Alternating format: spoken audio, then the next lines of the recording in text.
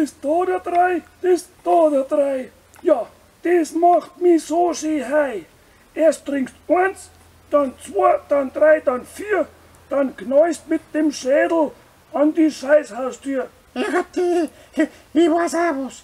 Ja, und für die Frauen und Kinder gibt's a kleine Gläser. Die hauen nicht ganz so ein. Wegen dem Fahren ist das besser. Weißbier und Märzen kannst du immer bestellen. Ganz anders ist es beim Hellen. Ja, einmal im Jahr ist dann soweit.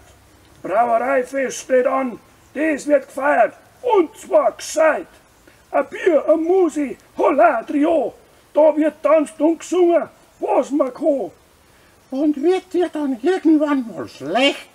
Ja, dann geht nur eine halbe, dann erst recht. Danach ein Grillfleisch und ein Kaffee. Mit einem Stückel Kuchen als Abrundung speibt es besonders schön. Ja, ist der Tag dann vorbei und du hast überlebt, musst du nicht warten ein Jahr, bis es wieder Boderbrei gibt. Montag und Donnerstag im Sommer, auch im Biergarten.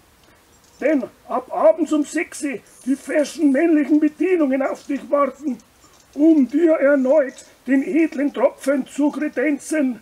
Mei ist das schön in Schnorzi, ich kann trenzen. Ja, das war gut. Jetzt gehen wir dann aufs Boderbrei am Samstag.